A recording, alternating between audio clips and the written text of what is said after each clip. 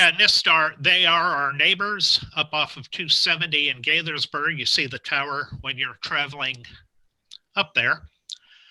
And they are, boy, a national and a world resource in cybersecurity. And some of the things we've probably come across in our work lives, I'm sure most of us touched upon cybersecurity, are the standards they put out, the 800 and 500 series standards as project managers, things we have to adhere to, the federal information processing standards, the FIPS. Down at the encryption level, they've done the data encryption standards, the DES standards. They've done the Cybersecurity Framework and the Baldrige Cybersecurity Excellence Builder, which we'll talk about here.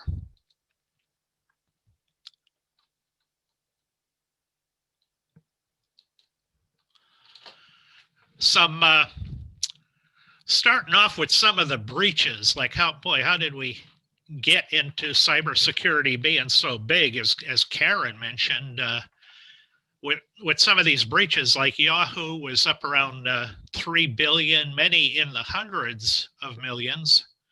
One that probably impacted a lot of us in the Washington area was the OPM breach. I've done this presentation pre-COVID, and I'm not going to ask for using the hands-on line here, but I would ask the question of audiences, how many people never got a notification that they've had a security breach, either with the government or some financial institution? I've never had anybody not put their hand up. And this is where you don't want to get to out in the press. Gosh, we've just seen that yesterday with the FBI, with election breaches going on, or attempts. Some of the good news is probably with the emphasis on cybersecurity, the number of attacks and people affected is down over the past 3 years. And in the Baldrige world, we call that a trend if you're going in a direction for 3 years. And this could be because of the increased emphasis on cybersecurity. Something I want to get into during the presentation. Just a few days ago, I had an IEEE computer publication show up, and some of it looked familiar. And it got into the NIST framework in the area of COVID. And boy, this rang a few bells for me with what we're getting into with our daily lives that we're all saying now. Another area has been ransomware, and this is where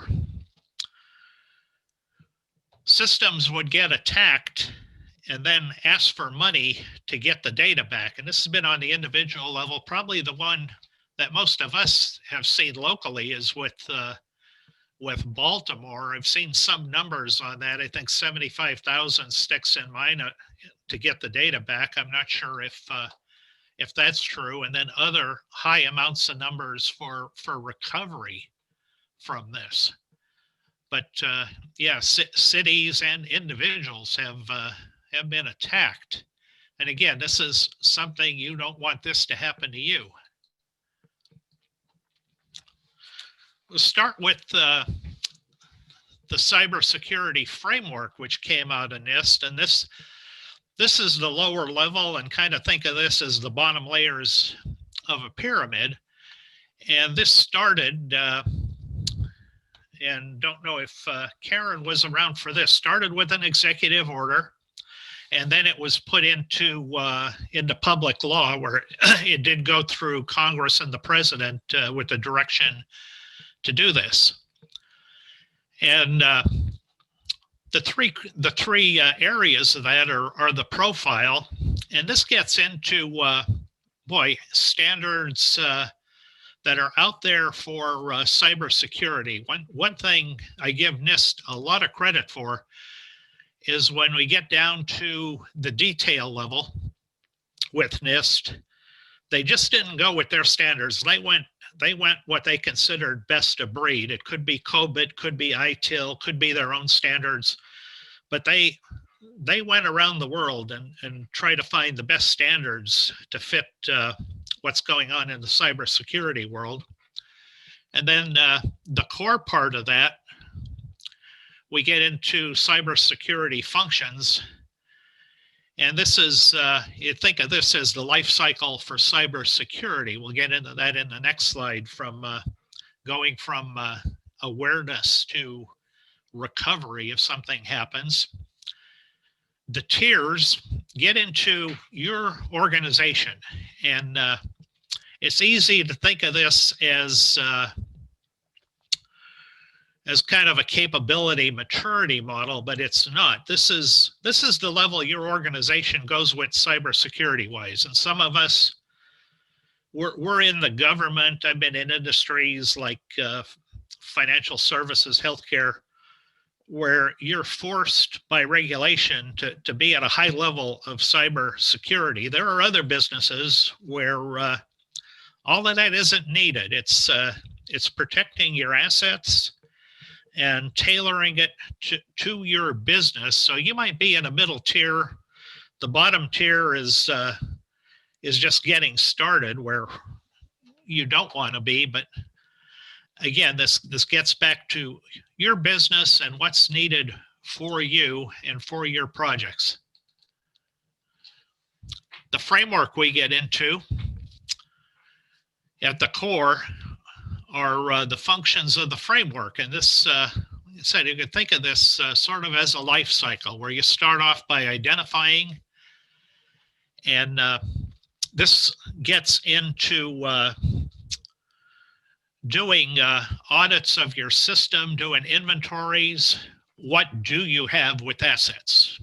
What's there? What needs protection? And this could be hardware, software, could be physical assets. And then to protect it, what safeguards are available? This is often going to be software that you use, things like firewalls, intrusion software, virus checkers, having a help desk that handles security issues, and what needs to be done. And this could also be physical security. I've been in organizations where they've had cybersecurity on their servers, but where the server was located, boy, almost anyone could walk in and walk away with the server and their hard drives on it, and get out of there, and then have at their own on their own time clock do what they want with it. The next step there are to detect, and this is using those tools that you're protecting with. If there is an incident, is it detected and brought to the attention of the right people? And that is often measured and tested. You know, in the government, we do that. It's a requirement. I'll do some true confessions here as a program portfolio manager. A lot of it in the government has been check the box that we're doing it, that we did cybersecurity tests and we got through it, and a lot of it is compliance oriented, and hopefully we're getting beyond that. And the response, if there is an incident, how is that contained? Are there processes in place for containment and systems out there to handle that? And then recover. Again, if there is a breach, what happens? Is it notifying people? Is it modifying our systems? Do we have processes in place to do that, where it's not just being done on the fly, that all these steps are documented as we're going through it? And as project managers, I think maybe more than any other group, we're used to doing this. We're used to having this as part of our projects and programs and portfolios. I won't do an eye test here and even walk all the way out, but I have the link for the framework online if you get into this. And this starts with the functions that just went over in the framework: identify, protect, detect, respond, recover. And then the next thing down is a category. Like, for example, like in identify, I mentioned this is tracking your assets and doing inventories, having governance there. As usual, a risk assessment as to what systems pose a risk. And then beyond that, you would fail the eye test if I put this up, where there's subcategories, and down at the lowest level, there's a column that breaks into references. And the references, what I consider some of the real power of using the Baldrige Excellence Builder along with the framework is you could start with high-level organizational analysis, identification analysis of your organization, to get down to specific paragraphs in specifications. And it's a real powerful tool. Like I said, boy, wouldn't lend itself to the chart here, but to get to the framework link online, it gets down to the level where the drill down is. On the Baldrige side of the house at NIST, Baldrige is the Presidential Award for Organizational Performance Excellence. It started in the 80s when the country had real quality problems. It's named after Malcolm Baldrige, who was Secretary of Commerce under Reagan, and quite an individual. He was also very heavy into rodeo, and he had a horse roll over on him and kill him, which is how we got the Baldrige program. And that's been amended over the years and signed into law with amendments expanding the criteria of the healthcare, education, and not-for-profits and government, where in the Washington area, where we see some of the activity there with government agencies using the criteria. And Baldrige takes a systems perspective. Starts with leadership, like any organization, having a strategy, having customers out there. And for many of us that have been in the government world, it's could be citizens and other stakeholders. There is a workforce to get the job done, and operations, which is very process-oriented, familiar to project managers, and ends up with results. I always like to say that like Baldrige examiners and project managers, like they all come from Missouri, where it's the show me state. And boy, we base everything on results as project managers, and that's true of Baldrige examiners. And then underlying that as a foundation is the measurement, analysis, and knowledge management. These are the organizational's resources, and these are built on a set of core values and concepts. Tying to the cybersecurity framework with the Baldrige Cybersecurity Excellence Builder gets in to the profile. How well are we doing? What do we need to improve? And that is core to Baldrige. And then with the core functions and tiers, it's how effective and efficient are you? And this gets down to our processes. And being project managers, we are usually the keepers and the originators of the processes, and have cybersecurity people and information security officers as part of the team. I've always had that as part of my programs and portfolios, where cybersecurity was core and usually treated at the project level.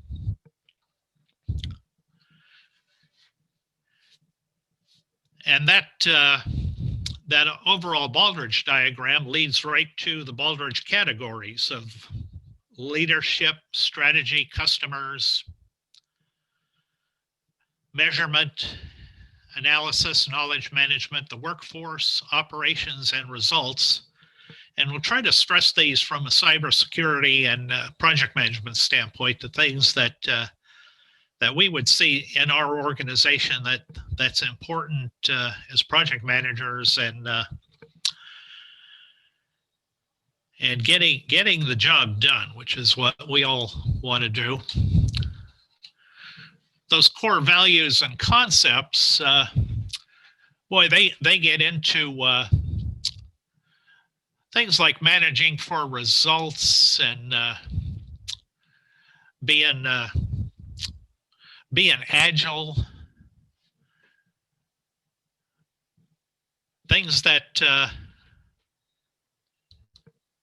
you want your organization to do, being customer focused, having a systems perspective, which is easy for us, having the leadership, having ethics, focusing on success and innovation, management by fact, which gets down to results again. And that is underlying values and concepts across Baldrige, and the criteria keeps relating to that. Going through the excellence builder, if you're doing this in an organization or at a program level, the first thing to know is what are we doing? What is our business? To describe the organization, what do we do? What's our organizational situation? Who are our competitors? Who are our customers? What are our strengths? What are our weaknesses? How do we pursue performance excellence? And this sets where the organization is, where you want to be. That would be laying out your mission, vision, and values for the organization. I kind of liken this to Alice in Wonderland. If you don't go through this step, it's like when Alice comes to the split in the road and the Cheshire Cat is there, and she says, well, which road should I take? And the cat says, well, where do you want to get to? And she said, well, I don't know. And says, well, really makes no difference. And that's where setting where your organization is. It sets where do you want, who are we? What are we doing? Where do we want to get to as an organization? And going on from there through the excellence builder, there's questions on senior leadership and governance. You have to have senior leaders buying into cybersecurity. If that doesn't happen, it's just not going to flow down through the organization. And boy, I know from experience, and a lot of you that have been through this with cybersecurity, it's a hard sell up the line, where we're very much in the world of cost benefit analysis, and you go up through the leadership and they're saying costs, and then it comes out, well, where's the benefits? How do we monetize the benefits here? This looks like it's just spending money for us to have a cybersecurity project in the portfolio. And it's a hard sell, and it gets back to those breaches. Is how much does it cost? How much does your reputation cost if you take a hit? Hey, Steve. Yes. We have a quick question. Is there an ISO standard number for cybersecurity? It does get in ISO, and boy, off the top of my head, I can't remember it if it's the 15,000 or they are out there in ISO. Okay, And thank you. yeah, and boy, I forgot if I saw it there. I wouldn't be surprised as you get down into the standards in the Excellence Builder, if some of them would get to ISO. And in governance, some of this is laid on us just by the industry we're in. If we're in government, there's governance structures we have to go by. If you're in financial services, if you're in healthcare, you have to adhere to HIPAA standards. So some of this governance is given to us, and others is external. Everybody reports to somebody, and in the corporate world, there are boards that need to look at this. And again, getting into the societal responsibilities, even though you can't, you might not be able to monetize cybersecurity, you don't want people's information getting out there. Like I think of the OPM breach, which probably a lot of it got hit with.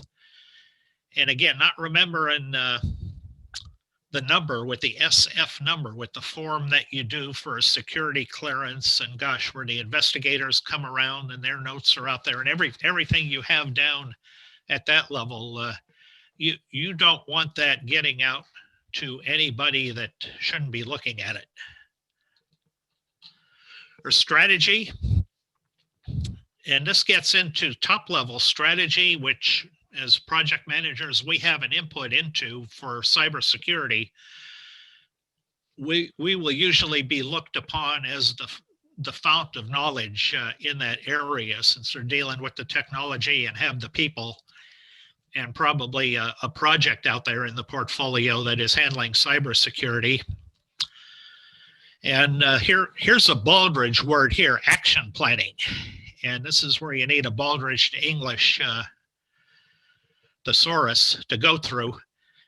For action planning equals project plans. I don't know why the word project plans isn't used there, but these are the detailed plans we get into as project managers to implement strategy, which is what we are doing. These are the detailed plans where we see our normal scope and cost and schedule type activities going on to get down to that level and to track those plans.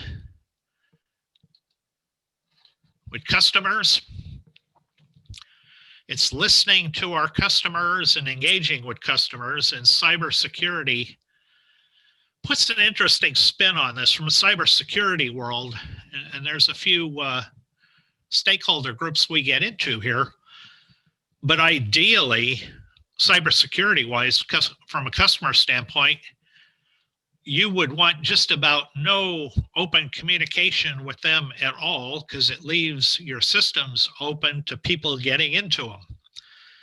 But from a business standpoint, you want transparency there with your customers, and to let them have information even to get into your system. You want people ordering, you want people following up with information with you. So it's a two-edged sword between cybersecurity and being open to your customers. And especially in the COVID world, like I said, I saw an article that really thought about things that I've been doing and my wife has been doing. My wife is in the finance world. When I think of the information that is on her computer now or coming out of her printer, what could be done to customers with some of those financial accounts that are there, like if you meant harm, it's we're in a different world with people working at home. And like I said, the trend has been down with cybersecurity breaches for 3 years. And as we get into a COVID year, I'm wondering, are we going to go in the other direction cybersecurity wise, mainly because of people working at home and having all this information on their home machines. And again, just the past few weeks with projects I've been doing, when I think of the organizational information that I have here on my machine that that they would not want to get out at all. And it's It's not like being on a secure system. Hey, Steve, with, Yeah. with that, there's a lot of conversation in the chat about what various organizations and companies, what standards they're following. Some are following NIST, some are following ISO. But there was a question about the Excellent Builder. Is that a book or a white paper? Yeah, we'll get to that at the end. It is a booklet, and I have the link up. It is available from NIST, and so is the framework. And unlike some of the documents in this area, the Baldrige Excellence Builder and the framework, they are free from NIST. They do charge for some things, and we'll get into the link later. And there are there are industry specific standards. I've been in financial services and shifting money around the world on the SWIFT network or the National Clearinghouse for checks with ATM networks. I've had products there, and there are industry standards for cybersecurity and what level you have to be at, and what level of encryption, and some of that does get back to NIST, by the way, with the other industries. I've been in healthcare systems, and you have to meet HIPAA standards, which come under the law. So a lot of things are industry specific and relate back to some of the umbrella type industry standards.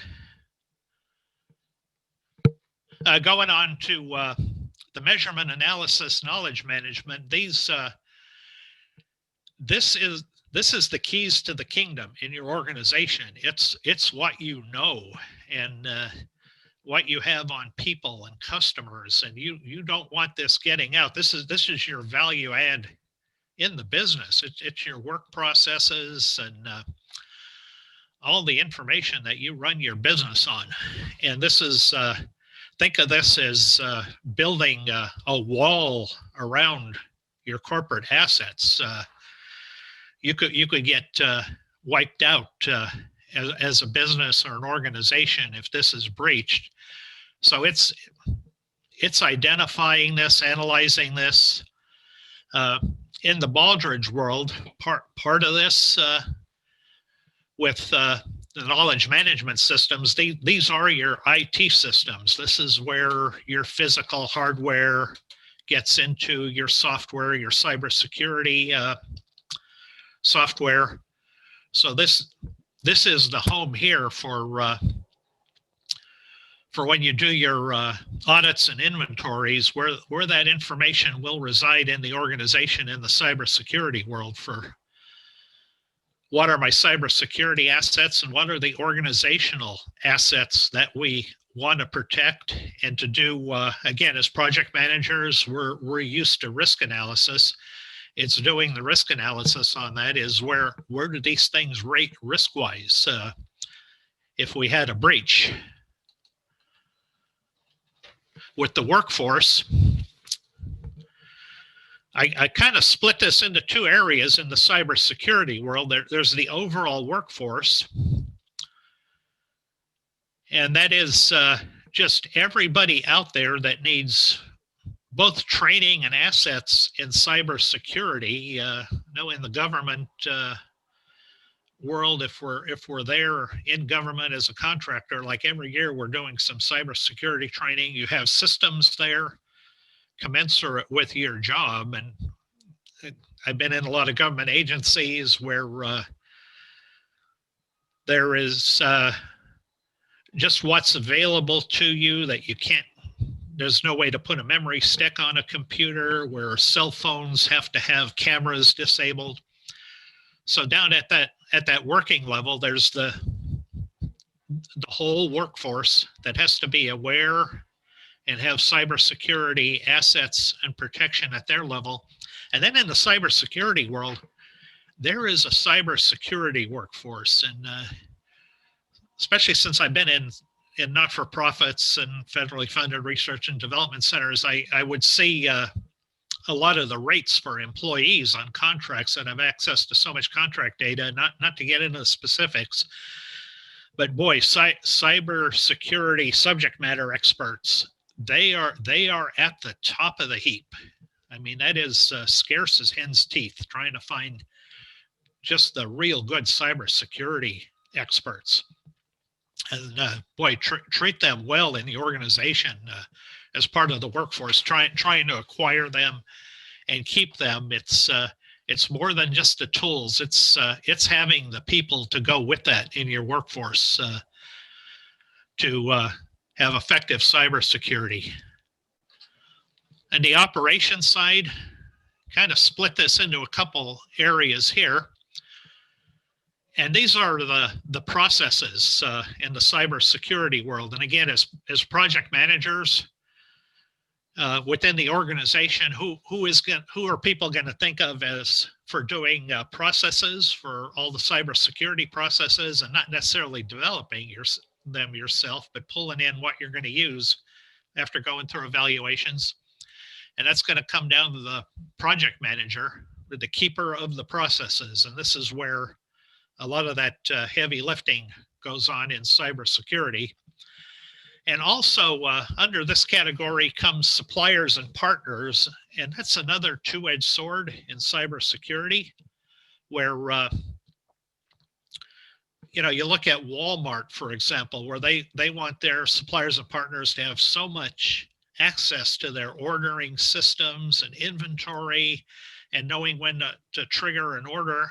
But the more you do that, the more you're letting the supply chain into your systems. Ideally, from a cybersecurity standpoint, if you ask a cybersecurity person, it would be, yeah, give them no access at all to our systems, and we'll be fine cybersecurity wise. But you're not going to run a modern business that way. So it's the two-edged sword with suppliers and partners on cybersecurity. So yeah, it's important that they are on board with cybersecurity if they're getting into your systems to any big degree, not just looking at a website, for example, but with system access, to have them on board, have contractual relations in place and everything to manage that relationship from a cybersecurity standpoint. Hey, Steve. Yeah. We're looking at running up against a break and then to our next speaker. If possible, could you kind of summarize where we're going with cybersecurity? Back on schedule. Yep, we started so late. I was trying to make up some time here. And yeah, again, getting back to results, this is where we measure what's going on, and this is across the areas of customers, the workforce, financials, in the cybersecurity area. Part of the Excellence Builder is doing a self-assessment, and there are dimensions to that, and hopefully you could pull up the Excellence Builder. And part of that assessment is going through how do you approach it, which are your processes, is it deployed across the organization, are we learning, are we integrated? And then doing a scale going from being just reacting to problems to being mature or being world-class. Processes, those are assessed much the same way with approach, deployment, learning, and integration. Where you want to be is aligned, not just putting out fires, but preparing for emergencies, having plans in place, having things like fire extinguishers, sprinklers, smoke detectors to where you're ready for it. And then to do an assessment, and what results you're looking at, levels, where are we, trends, where are we going, how are we comparing to people, and are we integrated?